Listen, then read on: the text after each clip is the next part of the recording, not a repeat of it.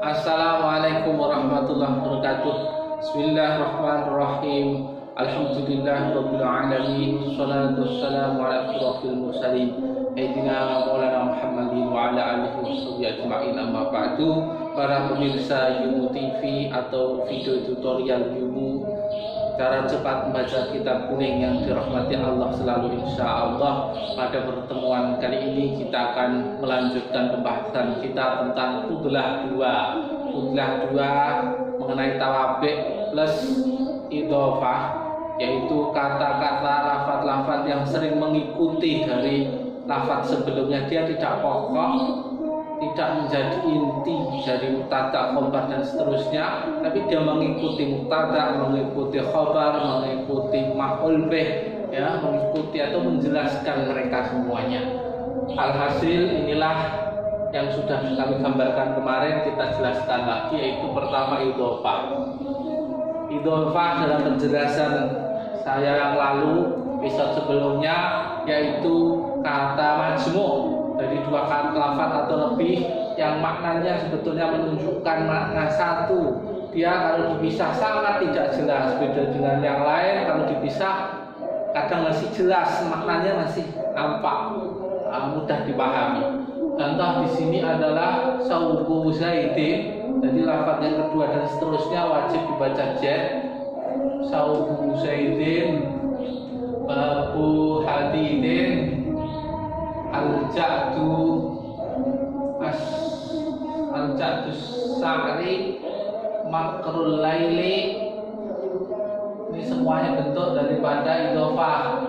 Jadi yang mengikuti itu zaid, hadid, semuanya ini wajib dibaca jar. Baik, ini kalau mau lebih dalam rumusnya, mereka mengira-ngirakan makna min li fi. Seperti ini, saubu zaidin berarti pakaian Zaid, berarti mengira-ngirakan li milik saubun min li zaidin, pakaiannya atau miliknya Zaid, berarti mengira-ngirakan li. Atau maka di situ saubun karena digandeng, ditanwinnya dihilangkan dari yang pertama, lafaz pertama, kedua selama diidhofahkan harus dihilangkan tanwin atau nun kecuali yang terakhir. Itu boleh ditanwin, nama tidak ada al atau ghairul munsharif. Selanjutnya babu hadidin berarti pintu dari besi, berarti mengira-ngirakan makna min, babun min hadidin. Al-ja'du asari, mengeriting, merebonding rambut. Ini bukan masuk dalam kategori idhofah mahdoh, tapi ghairu mahdoh, tidak murni ini. Terus ini sekarang maknanya fi'il, isim bermakna fi'il. Selanjutnya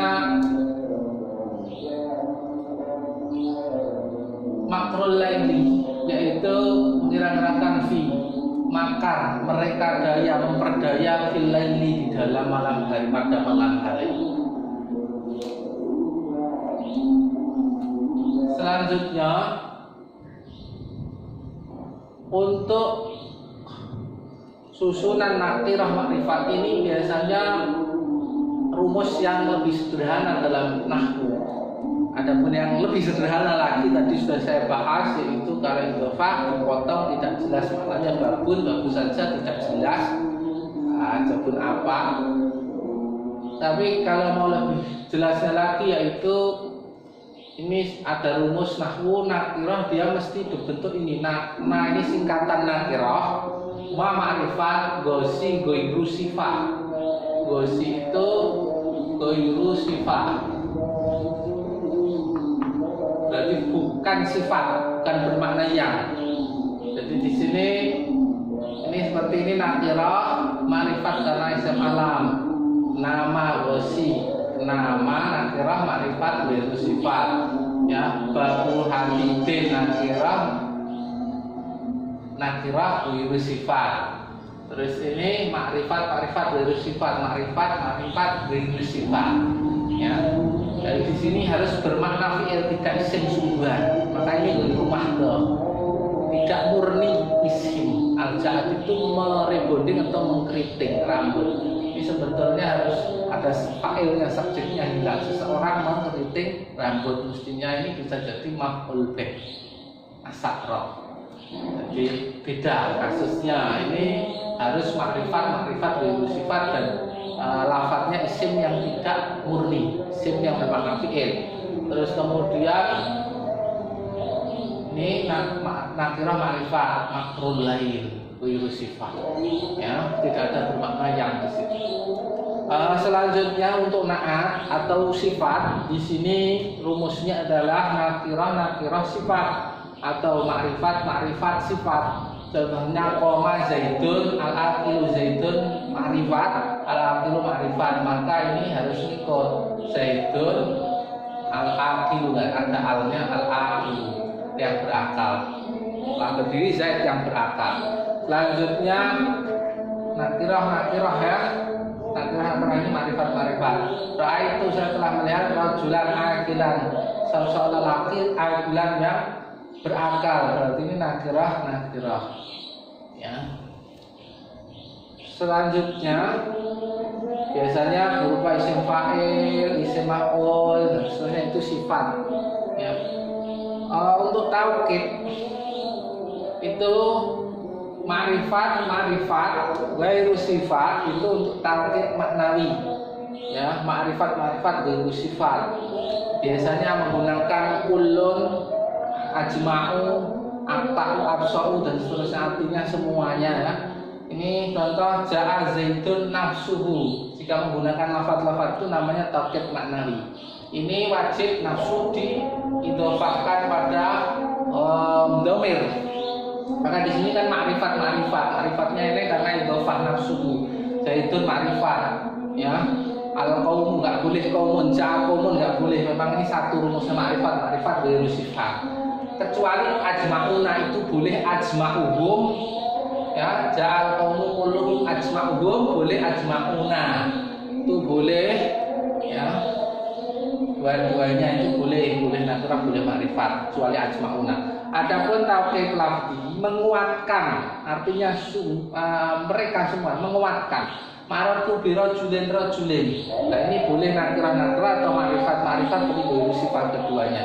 Maratu bi rajulin, saya lewat bertemu lelaki, ya lelaki itu benar-benar lelaki itu, benar-benar lelaki. Maksudnya rajulin atau zaidin. Ketemu Zaid, sungguh ya Zaid beneran itu.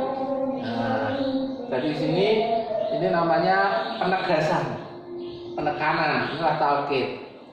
Selanjutnya atof di sini ada atof bayan, ada atof nasak. Kalau atof bayan itu kebalikan daripada badal, nanti tidak kita bahas di sini. Sekarang kita bahas atof nasak, kata penghubung yang menggunakan kata-kata seperti wa, artinya dan.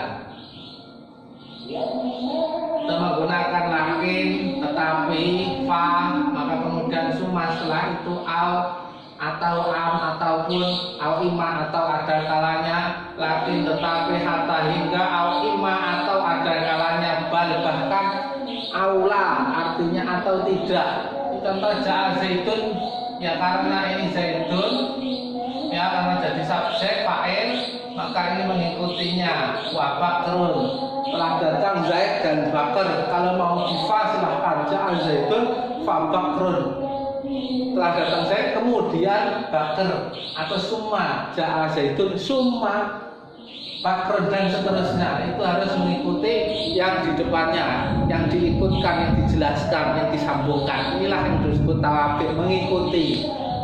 Dia tidak struktur inti, tapi mengikuti. Dan ini pada dasarnya aslinya adalah dua jumlah yang disambungkan, seperti ja'a zaidun wa bakrun, artinya ja'a zaidun wa ja'a bakrun. Karena ja'a sama-sama maka ja'anya salah satu dihapus, maka ja'a zaidun wa bakrun.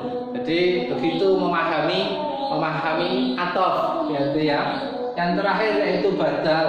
Badal ini penjelas, yaitu ya, penjelas penegasan, penjelas sebuah lafaz dengan lafaz yang lain.